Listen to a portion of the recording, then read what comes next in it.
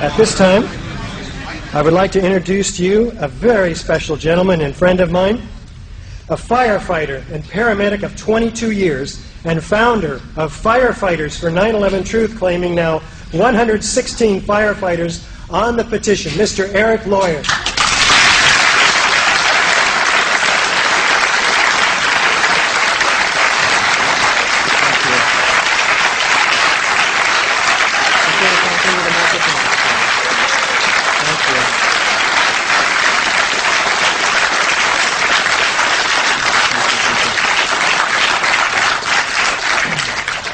Thank you very much. And like Richard said, my name is Erik Lawyer, and I founded the Firefighters for 9/11 Truth after I watched Richard in one of his presentations, and I realized that something more had to be done. And I just want to thank Richard for everything he's doing here, and the Firefighters for 9/11 Truth strongly support Richard Gage and all the architects and engineers that have the courage to sign that petition.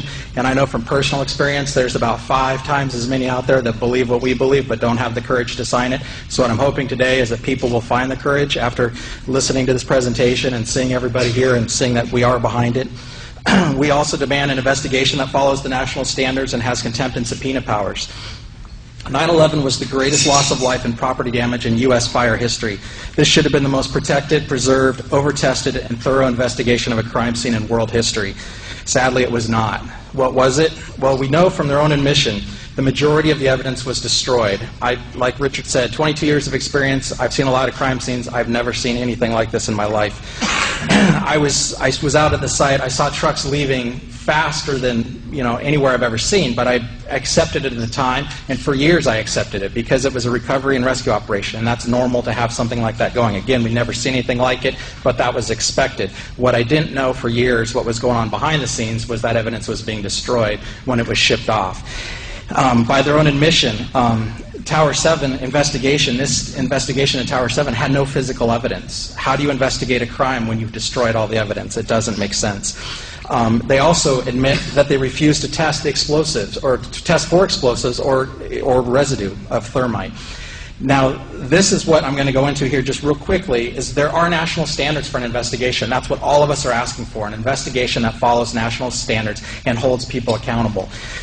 This manual right here, just so you can see it, is what we call the Fire Investigation 101. This is the most basic fire investigation manual there. This is for the 2001 edition. This is what should have been referred to, at least. It doesn't have to be followed exactly, but it should have been used as a guideline for the investigation. I'm just going to cover a few of the things that are in here. So NIST violated, and the initial investigators that did not protect the scene violated the most basic of the guidelines. And I'm going to cover 5 of them here. One is the NFPA 9.3.6. It covers spoliation of evidence. Specifically what it reads is, once evidence has been removed from the scene, it should be maintained and not destroyed or altered until the investigation is complete. The steel was melted down prior to the investigation. We know that from their own admission. This is no conspiracy theory stuff. 19.2.4, exotic accelerants. If on the scene you find melted steel or concrete, you should consider the use of exotic accelerants. And they specifically say in the manual, thermite mixtures produce exceedingly hot fires that can account for melted steel and concrete. That also says they leave residues that can be tested for visually and chemically identifiable. Again, they did not test for it. And just put it in perspective, on a routine house fire, if we suspect even the slightest use of an accelerant, we're going to test for it when there's no fatalities, when there's very little property damage. So to not do it on this, there is absolutely no excuse. I can't drive that point home enough. 18.15 is analyze fuel source. All available fuel sources should be considered and eliminated until one fuel can be identified as meeting all the physical damage criteria.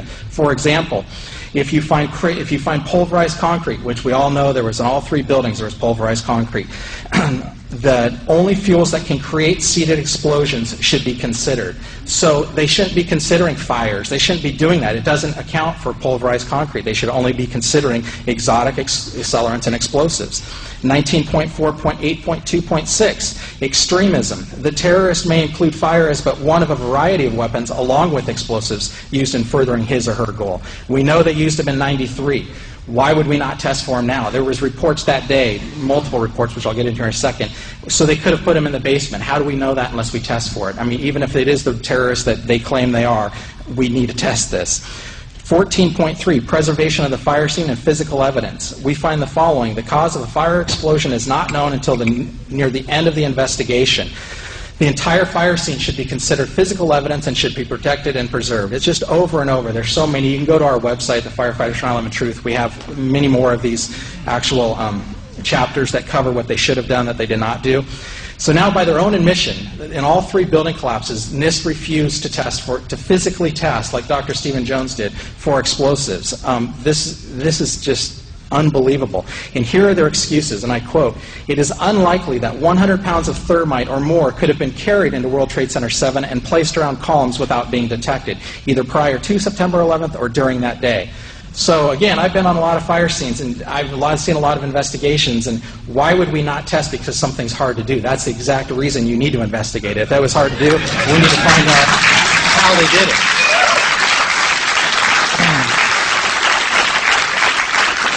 And number 2, NIST excuse. In addition, no blast sounds were heard on the audio tracks of the video recordings during the collapse of World Trade Center 7 or reported by witnesses. That's one of the excuses why they didn't test. Well, apparently they didn't read Chapter 18. 18 is the general definition of explosions. Although an explosion is almost always accompanied by the production of a loud noise, the noise itself is not, in big bold letters, an essential element in the definition of an explosion. The generation and violent escape of gases are the primary criteria of an explosion.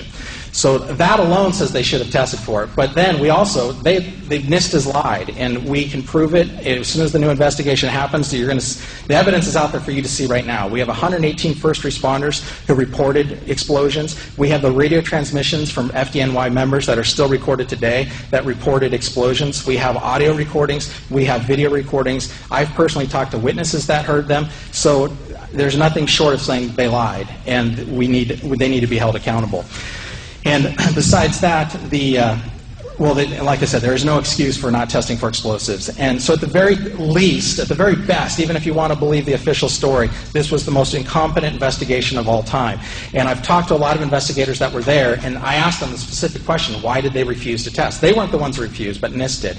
And they said, all they can answer is incompetence, or they tell me to shut up. They cannot give me any reason that follows national standards. So, but the reality, after all the research everybody here and the incredible people we're in the room with today have done, the reality is it was a criminal investigation to cover up the crime. So, just to finish,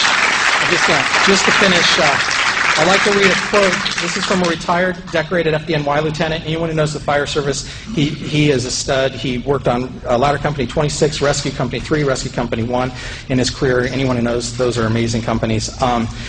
Here's his comment. Trade Tower 7 by itself is the smoking gun, not hit by an aircraft with only a few relatively small fires that came down in a classic crimp and implosion, going straight into its basement, something only very precise demolitions can accomplish, which takes days, if not weeks, to prepare.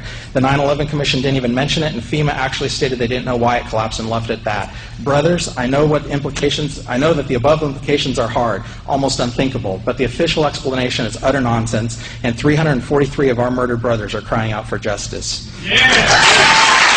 Thank you. Thank you.